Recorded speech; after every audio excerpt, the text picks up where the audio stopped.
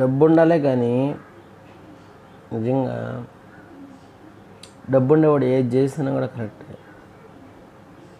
అది మోసం చేసి సంపాదించినా పర్వాలేదు. బాధ ఎవరో సంపాదించడం కాదు, ఆ మమతా బెనర్జీ లంజ ఇన్ని అకృత్యాలు చేస్తున్నా కూడా దాన్ని ఏం చేయలేకపోతున్నారే. ఇదేనా మనం సంపాదించుకున్నటువంటి స్వరాజ్యము? ఇదేనా ఇండిపెండెన్స్ తెచ్చుకున్నటువంటి స్వరాజ్యము? దీనికోసమేనా భారతదేశంలో అనేక మంది నాయకులు, గొప్ప గొప్ప దేశ భక్తులు చనిపోవడానికి కారణము? ఇదేనా తెల్లవారిని మనము తరిమి కొట్టి సాధించుకున్నటువంటి స్వరాజ్యము?